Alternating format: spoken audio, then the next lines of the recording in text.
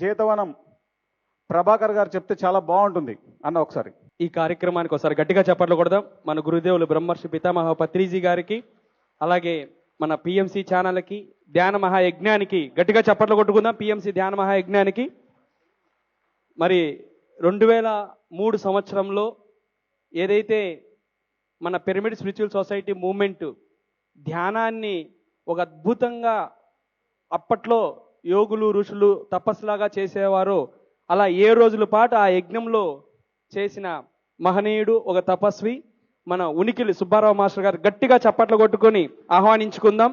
వారు ఈ కార్యక్రమానికి రావడం ఎంతో మన భాగ్యం. గట్టిగా చప్పట్లు కొడదాం.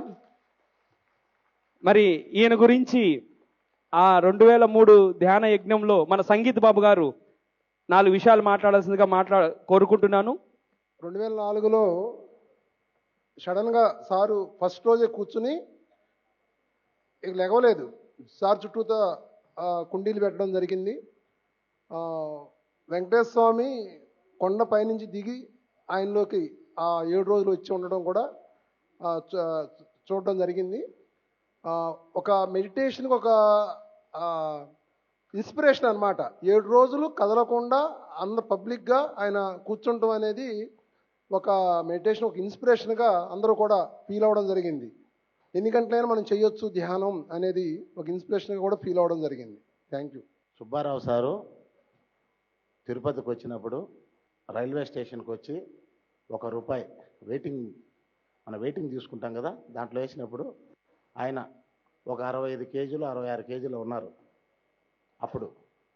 ఆ తర్వాత 7 రోజులు ధ్యానంలో కూర్చొని యథాప్రకారం ఫుడ్ అనేది లేకుండా, స్నానం అనేది లేకుండా, అలాగే ఏ వాష్రూమ్ అనేది లేకుండా వర్షంలో తడుస్తూ చుట్టూ పూల కుండీలంతా పెట్టి అంతా రెడీ చేసుకొని చేసి ఆ రోజు 7 రోజులు స్నానం చేయకపోయినా ఆ రోజు పత్రి సార్ అని డయాస్పిక్ పిలిస్తే గంధము వాసన వచ్చింది ఆయన దగ్గర నుంచి. ఒకరోజు మనం స్నానం చేయకపోతే ఎలా ఉంటుంది?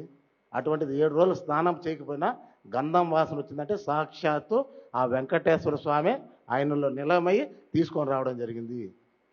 అంటే ధ్యానం శక్తి ఎలా ఉంటుందనేసని ఆ 2003లో మనము చూడడం జరిగింది.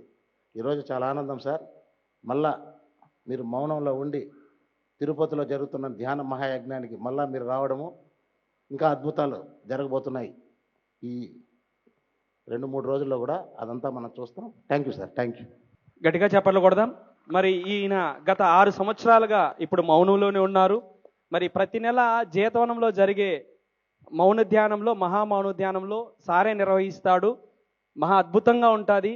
ప్రతి నెల 23 నుంచి 29 వరకు ఉంటుంది మాస్టర్స్. తప్పనిసరిగా మీరందరూ ఈయన ఆధ్వర్యంలో ఆ మహామౌన ధ్యానంలో పాల్గొనాలని నేను కోరుకుంటున్నాను. ఇటువంటి గొప్ప తపస్వి గట్టిగా చప్పట్లు కొడదాం. ఇప్పటికి 6 సంవత్సరాలుగా సంపూర్ణంగా మౌనం ఉంటూ ఈవెన్ అమెరికాకు కూడా మౌనంలోనే పోయి ఇచ్చారు. మౌనానికి ఉన్న శక్తి అంత పరాకాష్ట.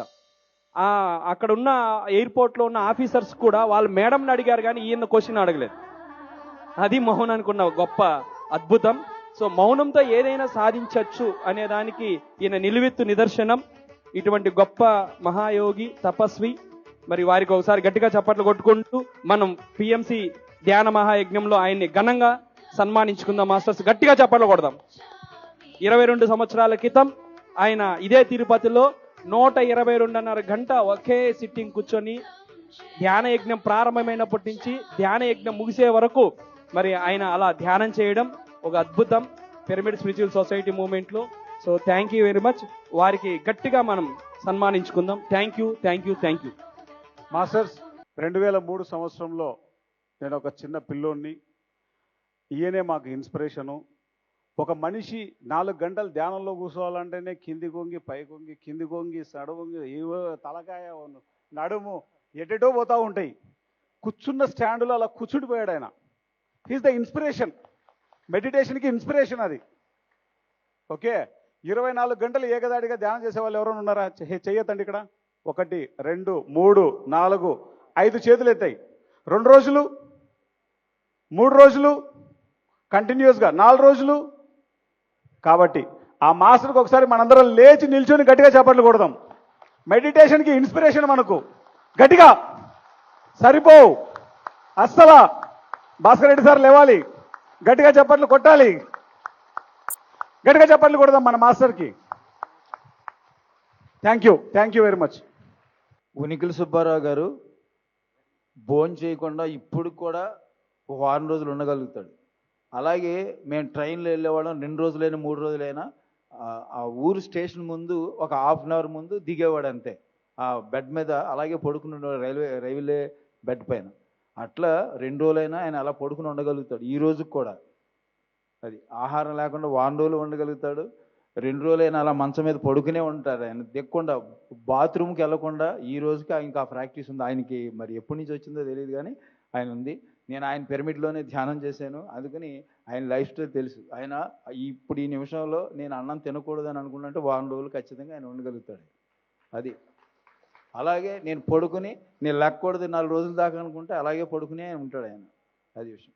సో అది ఈ రోజుకి ఆ పిరమిడ్లో నేను ఫస్ట్ మా ఊరికి 1 కిలోమీటర్ దూరంలో ఉంది ఆ పిరమిడ్లో నేను ధ్యానం చేశాను. అది నేను ధ్యానంలోకి వచ్చే 3 నెలల ముందు ఆ పిరమిడ్ కట్టడం, నేను ఆ పిరమిడ్లోనే నాకున్న ఎక్స్పీరియన్స్ అన్నీ, ఆయన నాకు కావాల్సిన బుక్స్ అన్నీ ఆయన ఇచ్చేవారు. ఆ బుక్స్లో చదువుకునేవాడిని, నాకు వచ్చిన అనుభవాలన్నీ ఆ బుక్స్ ద్వారా తెలిసింది. సో అది థ్యాంక్ యూ. అలాగే సుబ్బారావు గారు చుట్టూ ఇవన్నీ పెట్టి మేము అందరినీ ధ్యానం చేయమనేవారు పత్రిక గారు. సో అందరూ 2 గంటలు 3 గంటలు అలా ధ్యానం చేసేవారు ఆయనతో రాత్రి అంతా. కానీ నేను ఒక రోజు మటుకు మాత్రం నేను ఏదో గంట సేపు తిరిగేసి వాళ్ళందరితో ఉండేవాడిని కానీ ఎక్కువసేపు ఆయన దగ్గర కూర్చునేవాడిని కాదు. ఒక రోజు ఎందుకో నేను పడుకున్నవాడిని లేచిపోయి వెళ్ళిపోయాను. నాకు ఎవరో ఏదో పిలిచినట్టు అనిపించి వెళ్ళిపోయి ఆయనతో పాటు పక్కన కూర్చుని నేను 18 గంటల సేపు ధ్యానం చేశాను అప్పుడు. సో అట్లా ఆయనతో ఉన్న అనుభవాలు ఆయన చూసే మేము సరదాగా 48 గంటలు 24 గంటలు మేము ప్రాక్టీస్ చేసాం. ఆయన ప్రాక్టీస్ లేకుండా అవన్నీ చేశాడు అంతే. సార్ ఆధ్వర్యంలో వారం రోజుల పాటు జేతవనంలో మౌన ధ్యానం జరుగుతూ ఉంటుంది. వీలైన వాళ్ళందరూ తప్పకుండా హాజరవ్వండి. Okay, thank you. అలాగే వశిష్ఠ గౌతమిలో జరుగుతుంది వారం రోజులు. అలాగే జగన్నాథ్ గట్లో కూడా వారం రోజుల పాటు ప్రతి నెల 14 నుంచి 24 వరకు జగన్నాథ్ గట్లో కూడా మౌన ధ్యానం ఇంట్లో జరుగుతుంది. ఉనికిల సుబ్బారావు గారు. Okay, thank you. ఇంకేనా?